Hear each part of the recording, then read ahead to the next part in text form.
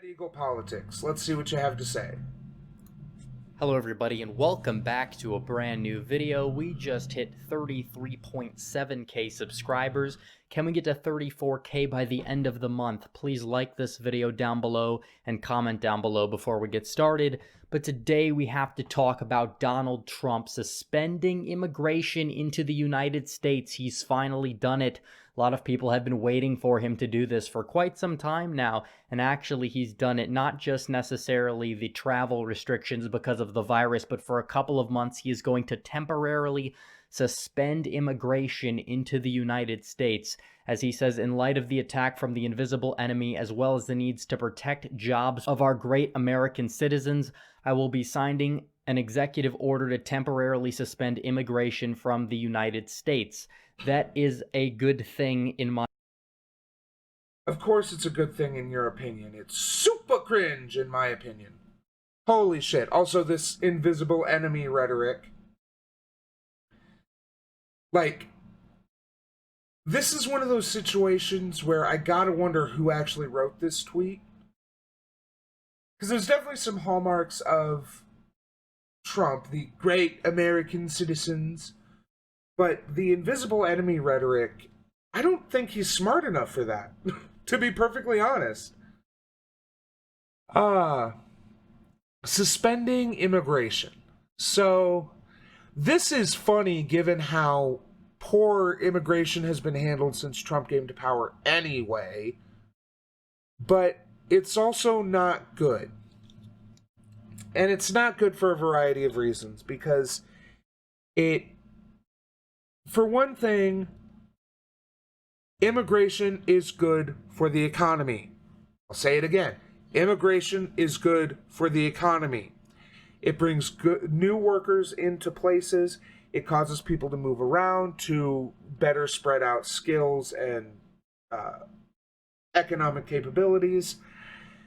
And it brings people in who might be able to help with a different perspective or different training, different knowledge. Just go through history and look at the number of improvements brought to America by immigrants, and you will understand, even ignoring the economists who will tell you, yeah, immigration is a good thing, it boosts the economy. So, moreover, this is 100% locking the door after the horse has already gone out, infected all the other horses, burned down your house, and is back in the stable. Not your stable, but a different stable.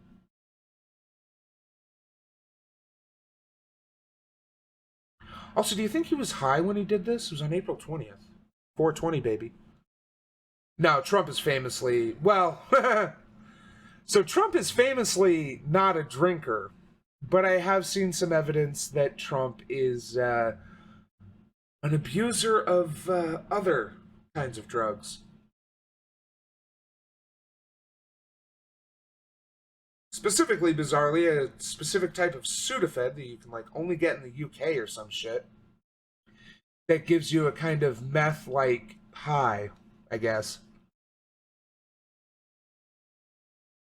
But the invisible enemy is rhetoric often used by fascists to refer to people. It's very convenient that he has a plausible reason to use this, because of course, a virus is invisible. No one can see it with the naked eye. But it's often used to refer to groups of people who will specifically fight against, or who specifically are trying to take down your nation. America, Germany, Italy, whatever nation we're talking about here. Because one of the core pieces of rhetoric that fascists will use is to unite the in-group versus the other. They want to otherize anyone who is outside of whatever group the fascists are trying to prop up. This is why fascism is often considered a death cult, because the whole basis of their rhetoric is to continue to have an enemy. So this is why fascism is inherently unstable, and why I think that any kind of fascist government will eventually fall, but how much damage are they going to do in the meantime? And the reason why I say that is because if a fascist government succeeds, if they manage to eradicate whatever outgroup they use to get into power, like, say Trump gets his wildest dreams and he manages to completely eradicate Muslims, Mexicans, anyone he doesn't consider white, how is he going to maintain power? You think he's going to be able to maintain power with, hey, look at how awesome I made things by eliminating all the brown people? No. No. Sorry. Because eventually, the same issues that he came to power to solve are going to come back. Because the issue is not the people, it's the system. The antagonisms of capitalism are what he's railing against, even though he may not realize it. So then what does he do? Well, then Irish and Italian people will no longer be considered white. Or maybe they'll choose some other thing to stop to other. And once they've eradicated that person and the same issues come back, what happens? They have to keep going until finally they have so narrowly defined the in-group and so broadly defined the out-group that it's literally just Trump and his family. So this is why fascism is a death cult. And why I don't think it can ultimately succeed, but it can still do a lot of damage in the meantime. My opinion. Definitely, you have this virus, you necessarily have a bunch of workers who are going to be out of work. You don't necessarily need to have all these other people coming in and taking these jobs away from rightfully American citizens. It's funny, you hear people talking. So the problem is that the people aren't... Jesus Christ. The problem is not that people aren't able to fill the jobs, it's that the jobs aren't needed. That's why people are being fired or laid off or furloughed or whatever. This would be like complaining about the lack of ice at the North Pole. Like, seriously. If you're at the North Pole and you want to have a nice cool drink, you're like, why isn't there any ice? Just go out and get some fucking snow, dude. Like, the issue is not immigrants taking people's jobs. The issue is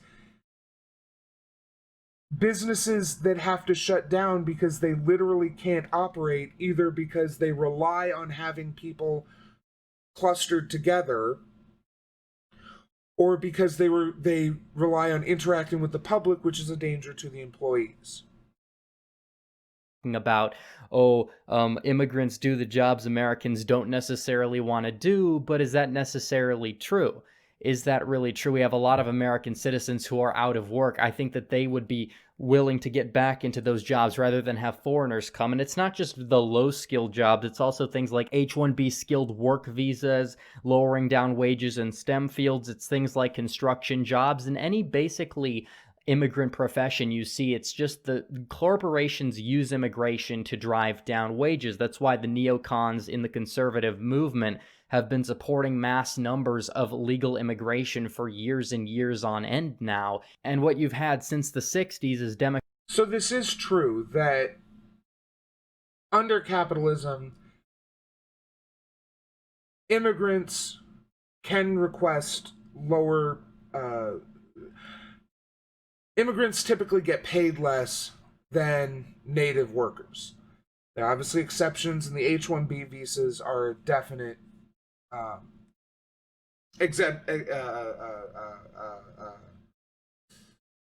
exception to this. But again, if we have proper social safety nets in place, there's no harm to the economy by these people coming in. And that's not the issue right now. Like, immigrants aren't coming into America to get the jobs that immigrants normally get because they don't want to catch corona. Like, Mexico is handling COVID better than we are.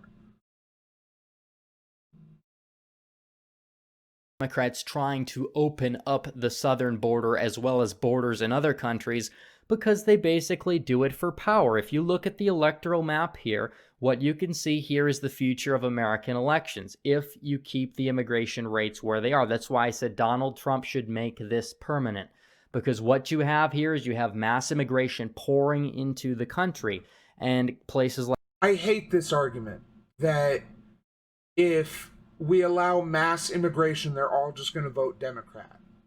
That's just not true. Moreover, it's not because they're specifically importing Democrats or anything dumb like that. It's because the Democrats at least make the mouth sounds that the immigrants want to hear. Meanwhile, the Republicans are busy vilifying immigrants and calling them degenerate people from shithole countries. If you don't like the way if you don't like the way immigrants are responding to your rhetoric, change your rhetoric. Don't ban the immigrants. Because immigrants are a net good for our economy and for our country. Think about it. What is white people music? Like, as an example, what is white people music? Is it country music? I would say so. And while there is some good country music, I think the best country music is when it's mixed with a little bit of rock and roll. I'm talking about like rebel country, like Waylon Jennings, Hank Jr., artists like that, who take this black-inspired rock music and mix it with country. Same with rap and hip-hop, which has been incredibly popular and influential over the last 30 years, at least in America. Where did that come from? African immigrants. I mean, forced immigration, but they grew out of the situations that... And even country music has some roots in old Negro spirituals and music like that. So, this idea that immigrants don't bring anything into the country, that they just take, is completely ahistorical. Like Arizona, Texas, Georgia, Florida, North Carolina, they're going to be gone forever, and Republicans are only going to be able to win 213 electoral votes until they can't win anymore. The Democrats want mass immigration, not because they care so much about immigrants, but because they actually want to keep power. That's basically... Can it be both? Can it be both that they want power as a political party, and they want to create immigrant, and they want to bring people in to create a better life? Like, I'm not saying everything good in American history has come from immigrants, but most of the good things that we enjoy, maybe not most, maybe that's a bit too far, but a lot of the things people enjoy came from immigrants, or came from people who are not native Like, they may be second or third generation, but they're incorporating things from their home country, their home culture into America. What happened to the melting pot? What happened to America being the center, being the place where different cultures and people came together to create a better, stronger whole? What happened to that? Well, people realized that, I say people, realized that, well, you can't really, you lose a lot of control when you allow that kind of mixture. And if there's anything politicians hate, it's losing control. Basically why you've had Nancy Pelosi advocate for things like sanctuary cities and things like that, and do very little to take care of their districts as a result. So basically what you have here is a power grab. And if you technically look at this right here, is they also don't want assimilation to happen, because Hispanics can vote Republican, but typically it takes 3 or 4 generations for that to happen. For example, Donald Trump won fourth-generation Hispanics that only spoke English. However, Hillary Clinton won bilingual or Spanish voters by an 80-11 margin. The English-speaking Hispanic voters actually voted for Hillary by 7 percentage points, according to this poll that you can see here. So basically, it's about assimilation too. They don't want to force assimilation either. It's part of their neoliberal power grab, and basically it's about power. You have... Yeah. I feel like assimilation is used often to represent whether someone has integrated. See, I prefer integration rather than assimilation, because with integration, you are still maintaining your individuality, your individual culture and history and what is important to you, even generations down the line. But you have integrated that into the American society. And we see this in a lot of minority communities, with their, like a lot of Mexican communities in America are, or Hispanic communities, I guess I should say, are still maintain a lot of the same culture and traditions of their home country, but they still are integrated into America. They still have mostly American values. They may have more emphasis on certain other values, but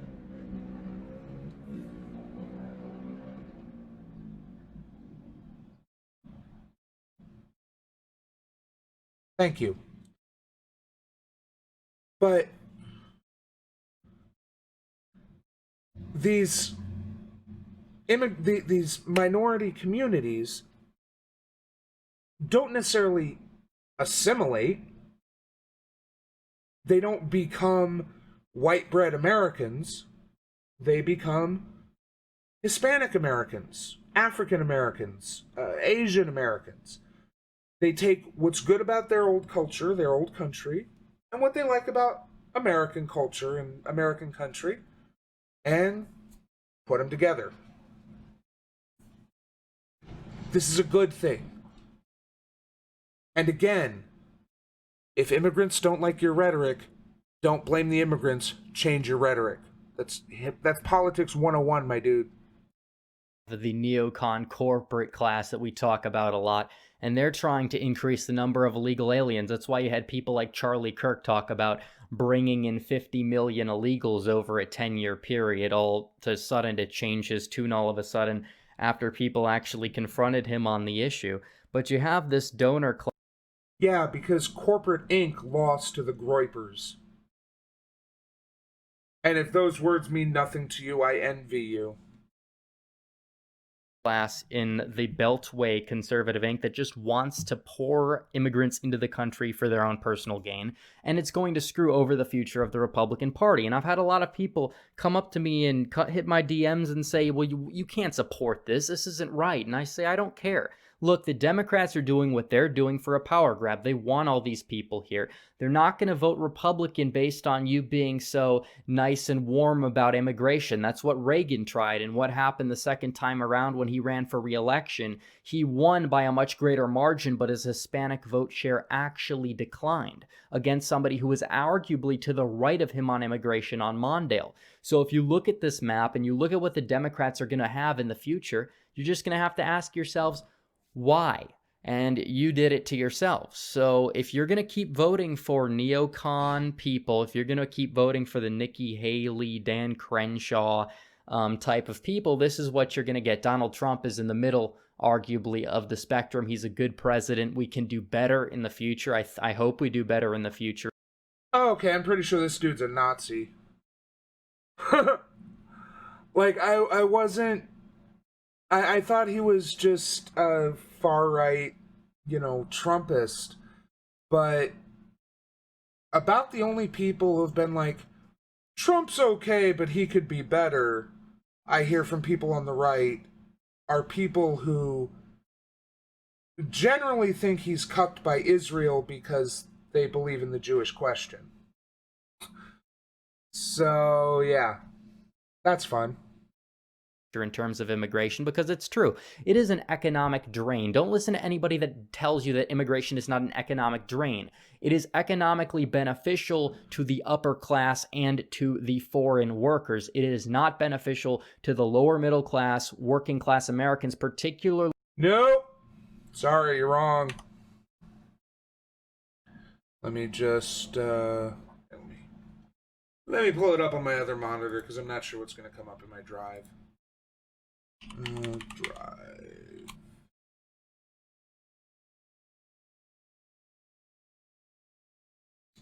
I'm pretty sure it's in the Ultimate Research doc. Not my Ultimate Research doc. I don't want to claim possession of this because I did none of this work. This was all done by my boy Vosh.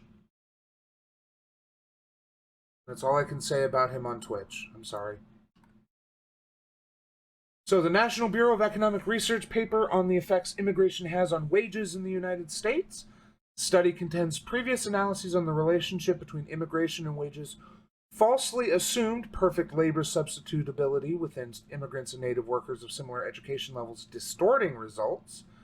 Research shows average American wages rises due to immigration, both short-term and long-term. Only native demographic whose wages drop are high school dropouts, who suffer a decrease in wages of approximately 2% short-term, alleviating to 1.1% over time. So high school dropouts, who are already a minority and already economically disadvantaged, do suffer a very minor wage hit. And it does severely impact wages of prior immigrants, suggesting lack of substitutability with natives. So this idea that immigrants come in and take over the jobs that low-skilled or unskilled native-born people do is not borne out in the data. It seems to indicate that new immigrants come in and take the jobs that older immigrants were doing.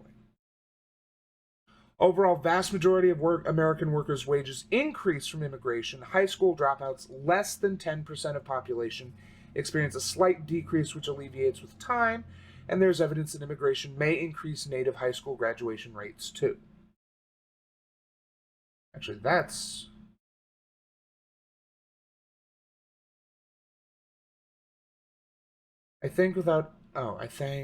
Okay, abstract. Using a state panel based on census data from 1940 to 2010, I examined the impact of immigration on the high school completion of natives in the United States. Immigrant children could compete for schooling resources with native children, lowering the return to native children and discouraging native high school completion. Conversely, native children might be encouraged to complete high school in order to avoid competing with immigrant high school dropouts in the labor market. I find evidence that both channels are operative and that the net effect is positive, particularly for native-born blacks, though not for native-born Hispanics. An increase of 1 percentage point in the share of immigrants in the population aged 11 to 64 increases the probability that natives aged 11 to 17 eventually complete 12 years of schooling by 0.3 percentage points, and increases the probability for native-born blacks by 0.4 percentage points. I account for the endogeneity of immigrant flows by using instruments based on 1940 settlement patterns. So what this seems to indicate is that essentially, so I would have to read this whole document, to this 57-page document, which no one wants to listen to me read, and I don't want to read right now. But I'm from that abstract, it kind of seems like, hey, you don't want to end up like one of those migrant workers working for peanuts, do you? Stay in school. That racism helps people stay in school and complete at least high school. That's funny. So, yeah. No, this person is... So, Red Eagle Politics is, once again, completely wrong. Immigration helps all spectrums of the economy, with the exception of a teeny tiny little impact on the lowest skilled high school dropout workers. That makes sense.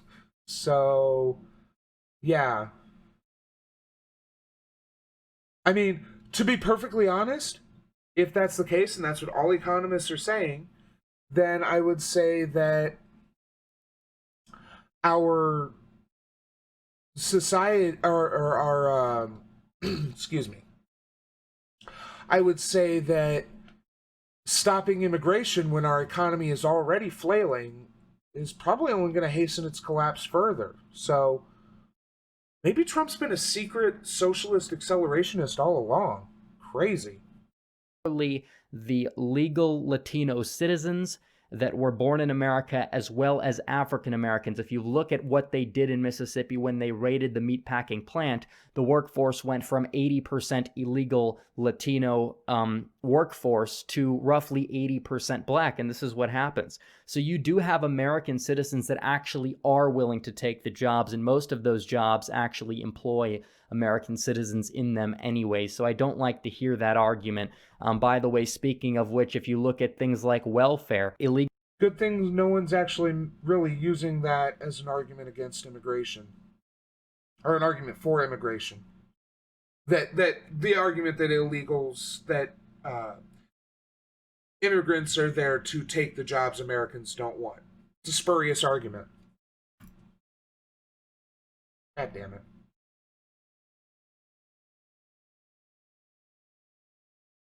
Legal aliens and legal immigrants as well are much bigger drains on the American welfare system than Americans. Why do we...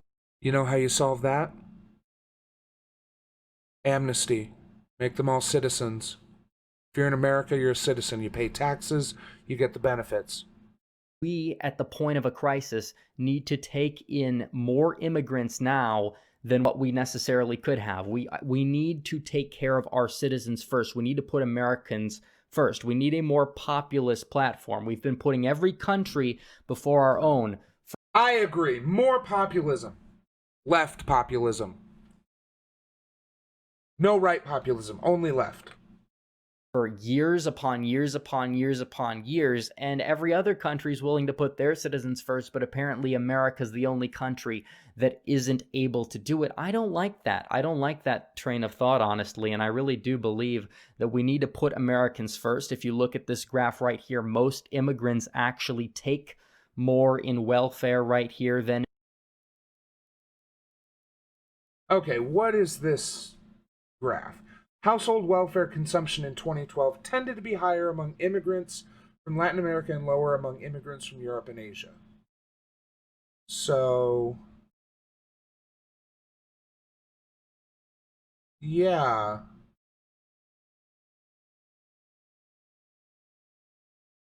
Survey of income and program participation covering calendar year 2012, along with federal budget data. households are classified by the nativity of the household head, individual countries are not identified in the source data. So what this means is that also, this is another tactic I've seen a lot of, especially conservatives, use, where they use the term welfare. Now I ask you, what is welfare? What does it mean when someone says they're on welfare? Or that we need to make sure we fund welfare or defund welfare? I'm going to let you in on a dirty little secret that I know that the conservatives don't want you to know, and I'll bet the Democrats probably don't want you to either. The liberals don't. There is no welfare. Welfare is a term, an umbrella term that is used to refer to a variety of programs that are designed to help people in need.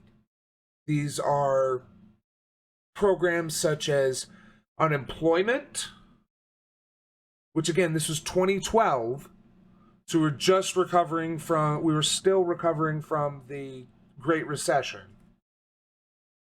This is food assistance, which people who are working can require. In fact, that's one of the biggest issues with giant corporations like Walmart and Amazon, is that they will often essentially subsidize their employees and paying their employees by paying them such low wages that they still qualify for food assistance. The wealthiest nation in the world, one of the wealthiest corporations, if not the wealthiest corporation in the world, either Amazon or Walmart, one of the two is probably at the top. Certainly the largest employer in America. Walmart is there was something, let me see if I can find it real quick. There was a map someone shared to Facebook, and it was talking about it with a friend. Let's see. This was like 2 weeks ago or something, or maybe it was a year ago. Time has lost all meaning for me. Here it is.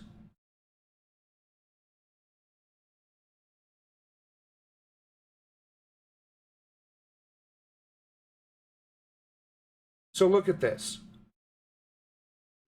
Kansas, Missouri, Illinois, Indiana, Ohio, West Virginia, Kentucky, Tennessee, South Carolina, Georgia, Alabama, Florida, Louisiana, Arkansas, Oklahoma, Texas, Montana, and Wyoming are all the biggest employers in those states is Walmart. And yet the people working in those states are making pennies, relatively speaking.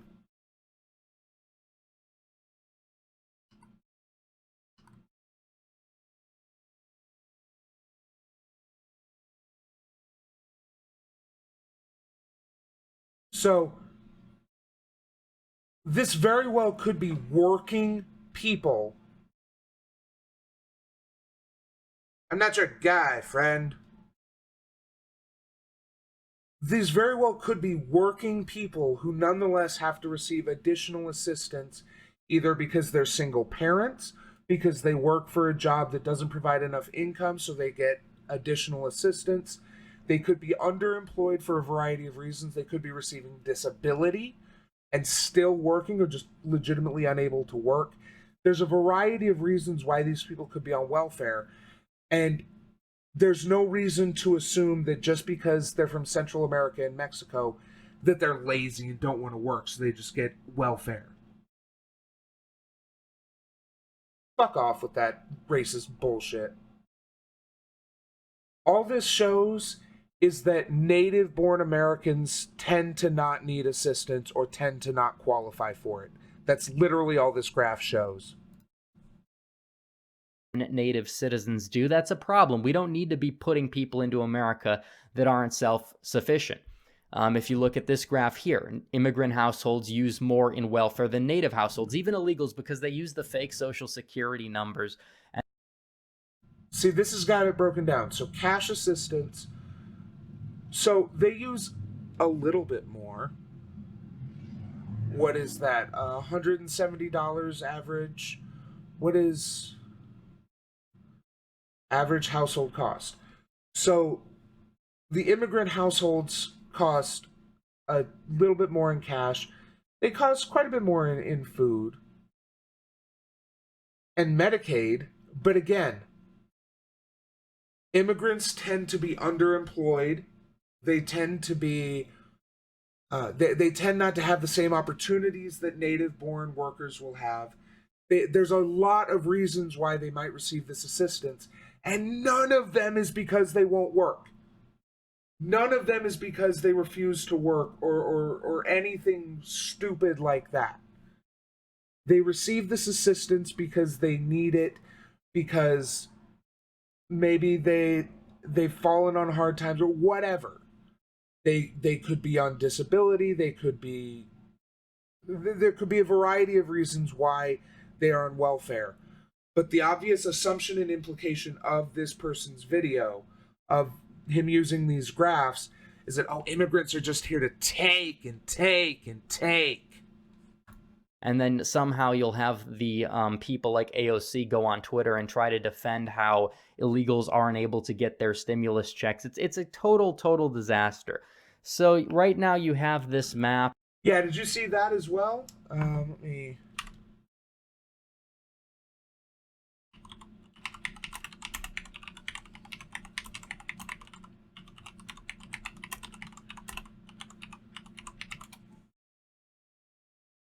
Yeah. Americans married to immigrants might not qualify for stimulus checks. Hey, I'm the only one who gets to make noise right now. The stimulus payments now hitting bank accounts are designed to help most Americans weather the economic downturn caused by the coronavirus pandemic, but some people are excluded from the payments, including some U.S. citizens who are married to immigrants. The government's $2.2 trillion economic relief package excludes several groups from the payments, which amounts to $2,400 for married couples earning less than $150,000. Among those are non-resident aliens, meaning immigrants without green cards. But the IRS now says that American citizens who are married to immigrants without Social Security numbers are also blocked from receiving the payments. About 1.2 million immigrants are married to U.S. citizens, according to the Migration Policy Institute. The IRS says that only married couples in which both partners have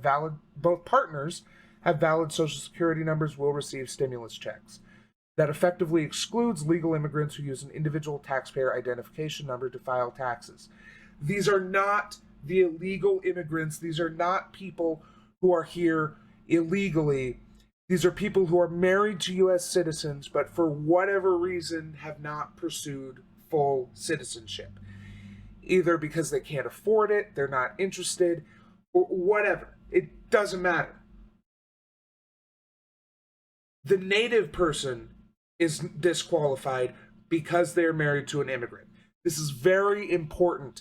This goes to Trump's fascist rhetoric. His otherization of the immigrants, of people who are different from him.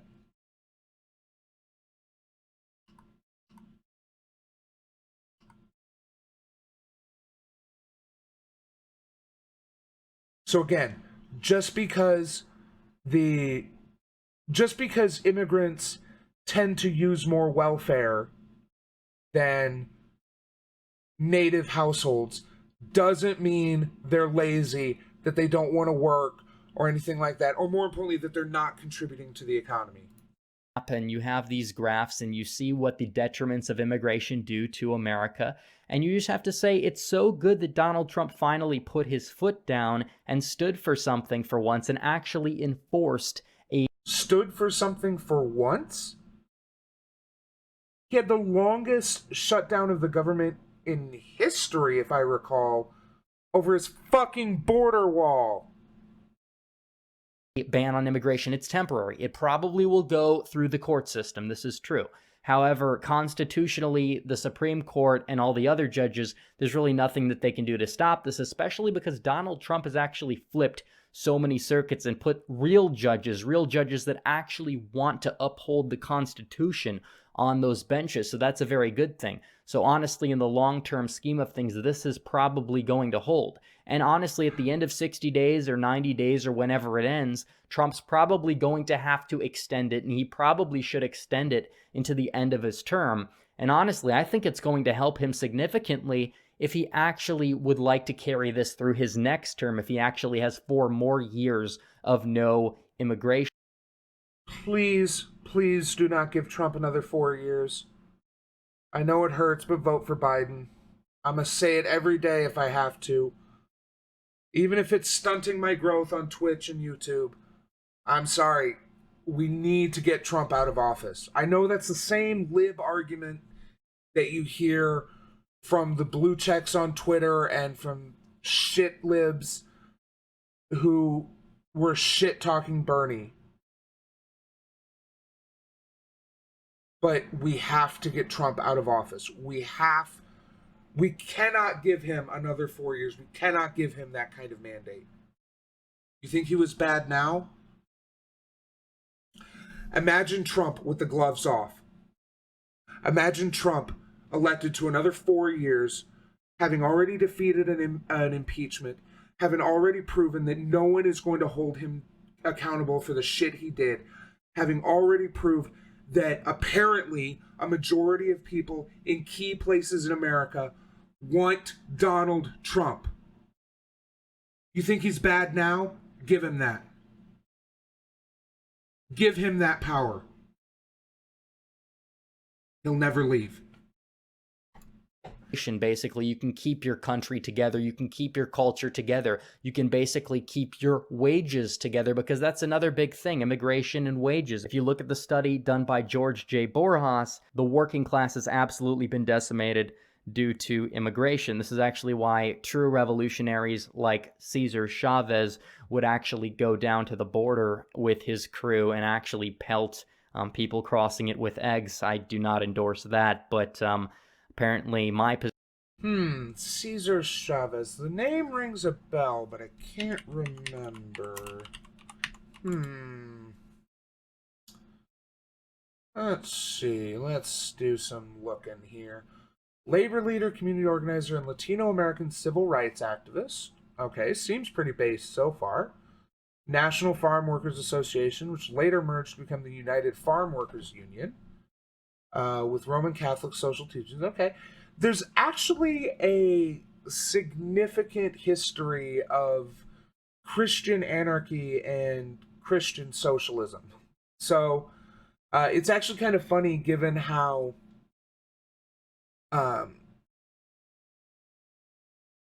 leftists and so-called progressives are often anti-religion, anti-theist, church. But I mean, let's just say that I think if Jesus Christ were brought today and somehow taught English, he would have more in common with Bernie Sanders than Donald Trump. But let's see. Okay. The UFW during Chavez's tenure was committed to restricting import of immigrant labor. On a few occasions, concerned that illegal immigrant labor would undermine UFW strike campaigns led to a number of controversial events, which the UFW describes as anti-strike breaking events, but which have also been interpreted as being anti-immigrant. In 1969, Chavez and members of the UFW marched through Imperial and Coachella valleys to the border of Mexico to protest growers' use of illegal immigrants as strike breakers. Okay. So this is... Joining him on the march were Reverend Ralph Abernathy and U.S. Senator Walter Mondale. In its early years, the UFW and Chavez went so far as to report illegal immigrants who served as strike-breaking replacement workers, as well as those who refused to unionize. Okay. So this is someone who believes in labor, but is trying in many bad ways to prevent capital from utilizing immigrants against them. That's not great. It's not a good thing what he did, but especially given that the research I showed about immigration being helpful is fairly recent research. There's definitely been this idea that immigration hurts research, and especially someone involved in labor organization, I can 100% understand why he would be against the idea of labor organization, against immigration, because immigrants were often used to replace striking workers, particularly in the farming industry. This is still true today. This is actually one of the major issues that the labor organization had in the early 20th century, late 19th, early 20th century, and on really until the civil rights movement in the 60s, was that many unions refused to allow black people to join. So black people would often serve as scabs, because why should I refuse to work for a union, or why should I refuse to work because a union tells me not to when they won't even let me join the union? So, I mean, I'm not saying I agree with all of his rhetoric or his actions, but I definitely can understand why he would take the actions he did to prevent immigrants from coming into America, given that he had seen how they were used by capital to undermine and weaken the labor movement. There are other ways to do it: community outreach, uh, um, uh, collective aid, mutual aid. That's the word I was looking for. Mutual aid, um, empathy. Instead of just reporting uh, the immigrants who are there illegally and working against the union, try to educate them, get them involved in the union so that they can benefit from it and are less likely to break the strike. Position is considered to be too extreme or alt-right, but apparently Cesar Chavez, who is a total revolutionary workers hero and a Latino, apparently he gets a free pass for some reason. Because he wasn't doing it out of racism, he was doing it to prevent capital from undermining the labor. I just want to make sure that was clear, because he's clearly, again, plenty of common tactics with fascists here, rewriting the events, the actions someone took in the past in order to create the narrative you want to create. Cesar Chavez was an activist who threw eggs at immigrants, so he must have hated immigrants as much as we do. No, it's not that he hated immigrants the way Red Eagle politics and his ilk do. It was that he didn't want the immigrants to come in and undermine his organization efforts. There are other ways, better ways to do it, but he did what he thought was best. And I'll say it, he was wrong.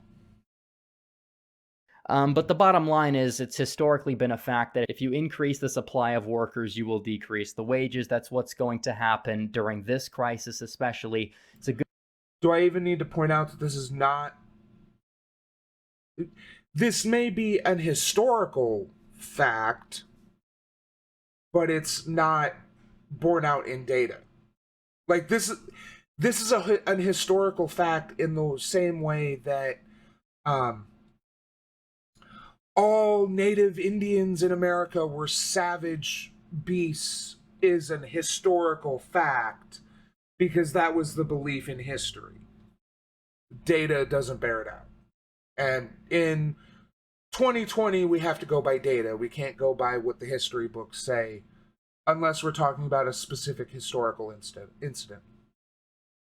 Good thing either way. If it gets extended permanently or not, it's a good thing either way that Donald Trump finally put his foot down and was able to stop this, basically, because finally he did something that was important on immigration. Obviously, you've got the wall coming up, you've got hundreds of miles of wall, but this just took his presidency from arguably a B grade to an A minus to a solid A, and hopefully he can continue doing this, because if you look at this electoral map right here and you see this is our future where you cannot win. I mean, a blue Texas is possible. I don't know about North Carolina. Florida, maybe as the boomers die off. But again, we don't want to bring immigrants in just because they tend to vote Democrat.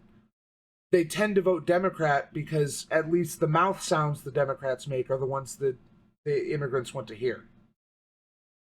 In an election, you lost your country due to uncontrolled immigration at the sake of a donor class who just wants to increase their GDP, who doesn't care about their workers. Well, I'm sorry, that's technically a problem, and the conservatives need to do something about this.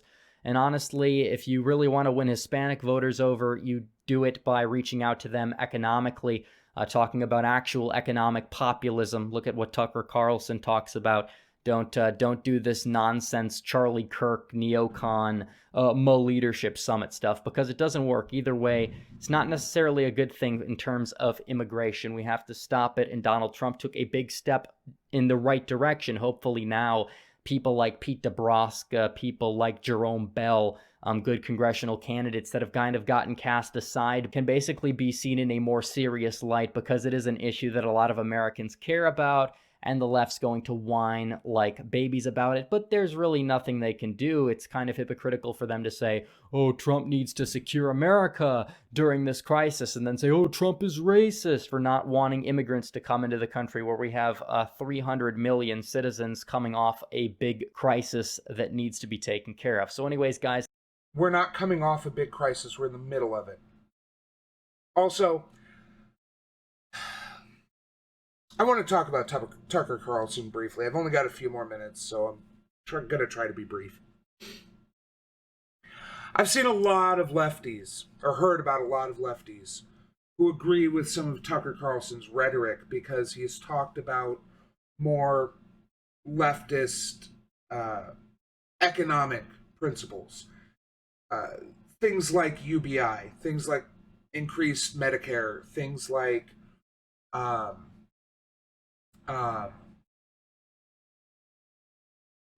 greater workers' rights. Beware the Nazbols, my friend. Beware of fascists with a red coat of paint. And that's what Tucker Carlson is. He's a white nationalist. We have seen multiple times where he has pushed racist agendas, use rhetoric that downplays and otherizes immigrants and people in foreign lands in order to push a nativist agenda. Just because he's talked about support of things like UBI and medical care and suspending rent or mortgage payments, whatever, just because we agree on economic principles doesn't mean that we have to compromise on social or racial issues.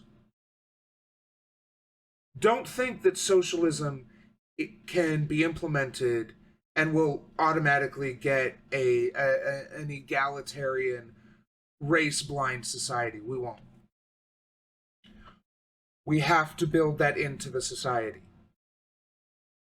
And I've heard that Chapo Trap House has been flirting with this kind of Nazi Bolshevism. This I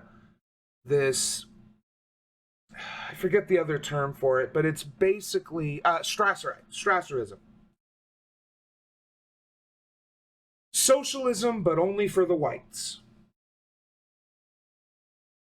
That's not my socialism.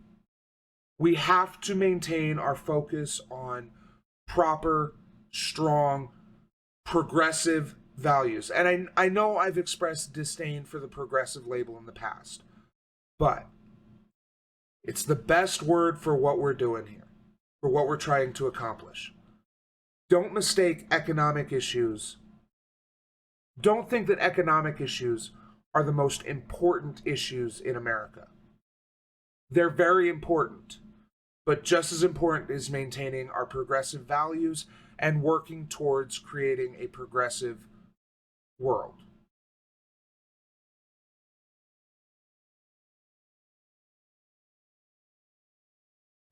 Just because Trump has closed the border and disallowed immigration